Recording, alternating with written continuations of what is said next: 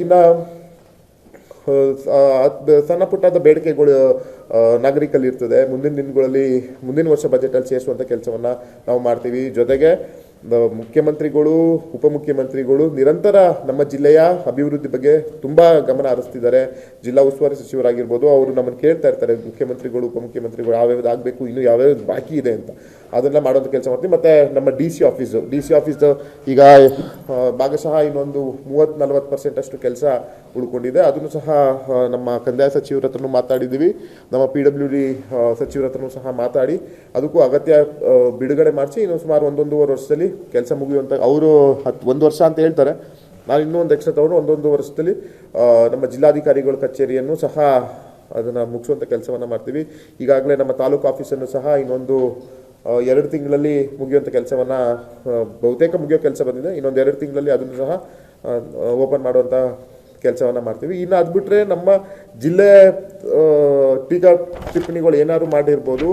ಜಿಲ್ಲೆ ಪ್ರೋಗ್ರೆಸ್ ಅಂತ ಬಂದಾಗ ನಮ್ಮ ಜಿಲ್ಲೆ ಸ್ಟೇಟಲ್ಲಿ ಯಾವುದು ನಮ್ಮ ಈಗ ಏನು ದುರಸ್ತನ ಮಾಡ್ತಾ ಇದ್ದಾರೆ, ಪೋಡಿಯನ್ನು ಮಾಡ್ತಿದ್ದಾರೆ, ಅದರಲ್ಲಿ ಸುಮಾರು 14,896 ಬ್ಲಾಕ್ಸ್ ಅಂದರೆ ಏನು ರೈತರುಗಳಿಗೆ ಜಮೀನು ಮಂಜೂರು ಅಂತ ಕೆಲಸವನ್ನು ನಾವು ಮಾಡಿದ್ದೀವಿ. ಮತ್ತು ದುರಸ್ತಿ ವಿಷಯದಲ್ಲಿ ನಾವು ರಾಜ್ಯದಲ್ಲೇ ಪ್ರಥಮ ಇದ್ದೀವಿ. ಆದರೆ ಅದು ನಾನು ಮಾಡಿದ್ದೀನಿ ಅಂತ ನಾನು ಹೇಳ್ಕೊತಾ ಇಲ್ಲ.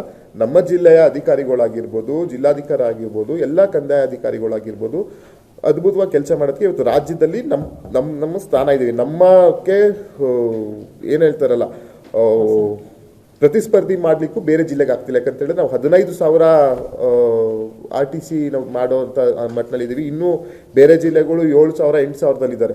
ಅದನ್ನು ನಾವು ಪ್ರಶಂಸಿಸಬೇಕಾಗ್ತದೆ ನಮ್ಮ ಜಿಲ್ಲೆ ಮಟ್ಟದ ಎಲ್ಲ ಅಧಿಕಾರಿಗಳನ್ನು. ಇನ್ನು ಪೊಲೀಸ್ ಇಲಾಖೆ ಅಂತ ಬಂದರೆ, ಪೊಲೀಸ್ ಇಲಾಖೆ ಇರೋದು ಜನರ ಮತ್ತು ನಾಗರಿಕರ ಹಿತರಕ್ಷಣಾ ಕಾಯಲಿಕ್ಕೆ. ಅದರಲ್ಲಿ ಸಣ್ಣ ಪುಟ್ಟ ಹಾಸ್ಪಿಟಲಲ್ಲಿ ಗಲಾಟೆ ಆಗ್ತದೆ, ಇನ್ನೊಂದು ಗಲಾಟೆ ಆಗ್ತದೆ. ಖಂಡಿತವಾಗಿಯೂ ಗಲಾಟೆ ಆದಾಗ ನಿಭಾಯಿಸುವಂಥ ಕೆಲಸವನ್ನು ಅಚ್ಚುಕಟ್ಟಾಗಿ ನಮ್ಮ ಪೊಲೀಸ್ ಇಲಾಖೆ ಮಾಡ್ತಾ ಇದೆ. ಸುಮ್ಮನೆ ಇಲ್ಲಸಲ್ಲದ ಆರೋಪ ಮಾಡೋದು, ಸ್ಟೇಷನಲ್ಲಿ ಎಣ್ಣೆ ಕುಟ್ಕೊಂಡು ಬಂದು ಕೂತ್ಕೊಳ್ತಾರೆ.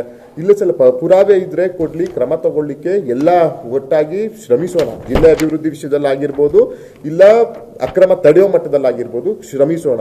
ಅದು ಬಿಟ್ಬಿಟ್ಟು ಇಲ್ಲಸಲ್ಲದ ಆರೋಪ ಮಾಡೋದು, ಎಣ್ಣೆ ಎಣ್ಣೆ ಗ್ಯಾರಂಟಿ ಏನದು ಅದ್ಯಾವುದೋ ಗ್ಯಾರಂಟಿಗಳು, ಮಟ್ಕಾ ಜೂಜ್ ಗ್ಯಾರಂಟಿ, ಇವ್ರ ಕಾಲದಲ್ಲಿ ಯಾವ್ಯಾವ ಗ್ಯಾರಂಟಿಗಳಾಗಿದ್ದಾವೆ ಅನ್ನೋದನ್ನ ಯೋಚನೆ ಮಾಡಲಿ. ಆಮೇಲೆ ನಮ್ಗೆ 5 ಗ್ಯಾರಂಟಿಗಳ ಬಗ್ಗೆ ಮಾತಾಡಲಿ.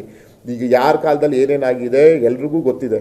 ಎಲ್ಲರೂ ಜನರಿಂದ ಆಯ್ಕೆ ಆಗಬಾರ್ದು ಕೆಲಸ ಮಾಡಲಿಕ್ಕೋಸ್ಕರ. ಯಾರು ಮನೇಲಿ ಕೂತ್ಕೊಳ್ಳೋಕೆ ಯಾರು ಮಾಡಲ್ಲ.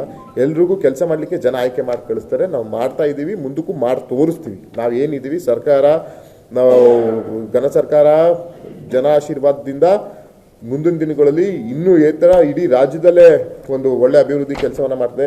ನಾವಿನ್ನೂ ಏನಕ್ಕೆ ನಾವು ಬಜೆಟ್ ಬಗ್ಗೆ ಮಾತಾಡಬೇಕಂತ ಹೇಳಿದ್ರೆ, 5 ಗ್ಯಾರಂಟಿಗಳಿಗೂ ಮೀಸಲಿಟ್ಟು ಇನ್ನೂ ಜನಪರವಾದಂಥ ಯೋಜನೆಗಳನ್ನು ಮಾಡಿದ್ದಾರೆ. ಯಾರೇ ಏನೇ ಟೀಕೆ ಟಿಪ್ಪಣಿ ಮಾಡಿರ್ಬೋದು, ಈ ಸಮಾಜಕ್ಕೆ ಜಾಸ್ತಿ ಕೊಟ್ಟಿದ್ದಾರೆ, ಇನ್ನೊಂದು ಸಮಾಜಕ್ಕೆ ಜಾಸ್ತಿ ಕೊಟ್ಟಿದ್ದಾರೆ. ಆದ್ರಂತೂ ನಾನೊಬ್ಬ ಸಂಸದನಾಗಿ, ನಾನು ಪಕ್ಷದ ಕಾರ್ಯಕರ್ತನಾಗಿ ನಾನು ಈ ಮಾತು ಹೇಳ್ತಿಲ್ಲ, ಒಬ್ಬ ಸಂಸದನಾಗಿ, ಒಬ್ಬ ಸಾಮಾನ್ಯ ಪ್ರಜೆಯಾಗಿ ಈ ಬಜೆಟು ಬಡವರಿಗೆ ಮತ್ತು ರೈತರಿಗೆ, ಮಹಿಳೆಯರಿಗೆ ಮತ್ತು ಮಕ್ಕಳಿಗೆ ಒಂದು ಅದ್ಭುತವಾದಂತಹ ಬಜೆಟ್ ಅಂತ ನನ್ನ ಪ್ರತಿಕ್ರಿಯೆ ಇದು.